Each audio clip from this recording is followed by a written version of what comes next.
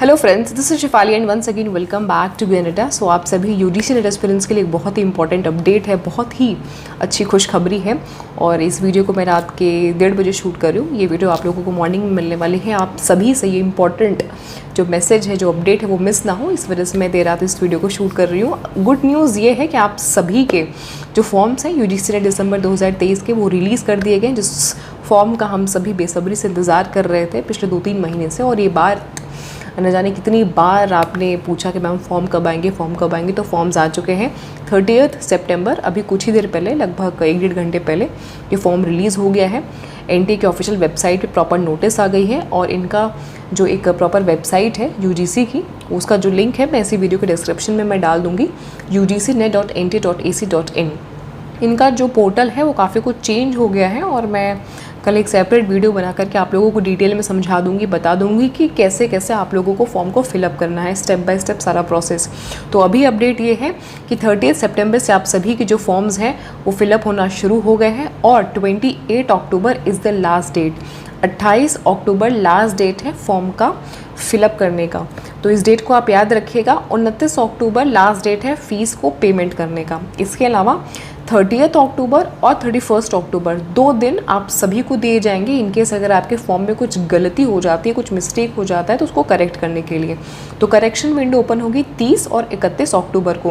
लेकिन आप सभी से रिक्वेस्ट है कि प्रयास यही करिएगा कि आपका जो फॉर्म जब आप फिलअप करें तो उसमें बेसिक जो आपकी डिटेल्स हैं, आपका नाम, जेंडर, जो आपकी कैटेगरी है, email ID, phone number, contact number, ये सारी चीज़ें आपके मिस्टेक नहीं होनी चाहिए। बहुत ही ध्यान से फॉर्म को फिलअप करिएगा ताकि करेक्शन विंडो को यूज़ करने की नौबत ही ना आए। हालांकि फ्री में चीज़ें करेक्ट हो जाती हैं, बट कुछ चीज़ें जो आपकी बेसिक डिटेल्स वाली होती हैं उन्हें आप करेक्ट नहीं कर सकते हैं।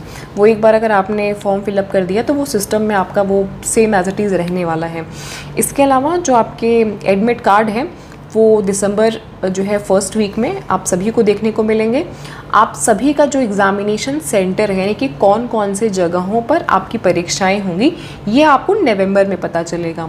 तो नवंबर के आखिरी वीक में, यानी कि 25-26 नवंबर के आसपास हमें ये पता चलेगा कि कौन कौन से सेंटर में किस जगह पे आपका जो एग्ज़ामिनेशन है वो होने वाला है।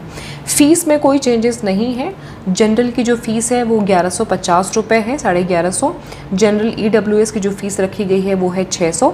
एससी, एसटी, पीडब्ल्यूडी की जो फ़ीस है और थर्ड जेंडर की फ़ीस है 325 रुपये। तो फ़ीस में कोई भी चेंजेस नहीं है। इसके अलावा ये समझ लेते हैं कि इस फॉर्म को कौन कौन फिलअप कर सकता है और क्या एजुकेशनल क्राइटेरिया है इसमें। तो अगर हम एजुकेशन क्राइटेरिया की बात करें तो उसमें आपके पास में नेट का फॉर्म भरने के लिए पोस्ट ग्रेजुएशन आपका होना चाहिए, बट अगर आप अपीयरिंग में है तो भी आप फॉर्म डाल सकते हैं। जब आप फॉर्म को फिलअप करने के प्रोसेस में जाएंगे तो वहाँ आपसे पूछा जाएगा कि आपका पोस्ट ग्रेजुएशन कंप्लीट हो गया है या अगर आपका अपीयरिंग है। तो अपीयरिंग है तो आप डाल दीजिएगा, फिर चाहे वो फर्स्ट सेमेस्टर में हो या फर्स्ट ईयर में, उससे कोई मतलब नहीं है। यूजीसी आपको पूरा 2 साल का वक्त देती है अपना डिग्री कंप्लीट करने का, क्योंकि पोस्ट ग्रेजुएशन का जो ड्यूरेशन होता है वो 2 साल का होता है, तो आपको पूरा टाइम दिया जाता है। एज लिमिट की बात कर लेते हैं। तो देखिए, अगर आप सिर्फ नेट का फॉर्म डालते हैं, यानी कि सिर्फ नेट चूज़ करते हैं फॉर्म को फिलअप करते वक्त, तो अपर एज का कोई भी इसमें लिमिट नहीं है। अगर आप 99 साल के भी हैं तो भी आप नेट डाल सकते हैं। नेट का मतलब ये है कि आप कॉलेज में पढ़ाने के लिए, असिस्टेंट प्रोफेसर के लिए या लेक्चरशिप के लिए आप अप्लाई कर रहे हैं। बट अगर आप चाहते हैं नेट प्लस जेआरएफ, यानी कि जूनियर रिसर्च फेलोशिप, जेआरएफ का फुल फॉर्म है, अगर आप इसके लिए अप्लाई करना चाहते हैं, यानी कि आपको नेट भी चाहिए प्लस आप चाहते हैं कि आपका जेआरएफ भी हो जाए, तो आपकी इसमें अपर एज का लिमिट का क्राइटेरिया है 30 इयर्स है। जनरल कैटेगरी के लिए एससी, एसटी, ओबीसी, पीडब्ल्यूडी और महिलाओं के लिए 5 साल का रिलैक्सेशन है। वो 35 इयर्स तक नेट प्लस जेआरएफ वाला जो ऑप्शन है वो चूज़ कर सकती हैं। तो ये 2 चीज़ें हैं। और देखिए, जेआरएफ का जो फ़ायदा है देखिए उन्हीं को मिलता है जिनको आगे रिसर्च करना है। अगर आप ये सोचेंगे कि आपका नेट क्वालिफाई हो जाएगा या जेआरएफ आपका क्वालिफाई हो जाएगा तो आपको घर पे बैठे बैठे फेलोशिप मिलेगी या स्टाइपेंड मिलेगा, तो ऐसा नहीं है। आपको वो स्टाइपेंड तभी मिलेगा जब आप आगे रिसर्च करते हैं या अगर आप जो है पीएचडी के लिए इनरोलमेंट लेते हैं, तभी आपको वो स्टाइपेंड मिलेगा, तभी आपको जेआरएफ का असल में फ़ायदा मिलेगा। बाकी ये फॉर्म को फिलअप करिए, इस डेट को याद रखिएगा। 30 सितंबर से लेकर के 28 अक्टूबर तक आप इस फॉर्म को फिलअप कर सकते हैं। लास्ट डेट जो है फॉर्म को फिलअप करने का 28 है, 28 अक्टूबर, और 29 अक्टूबर को लास्ट मतलब फ़ी पेमेंट करने का डेट है।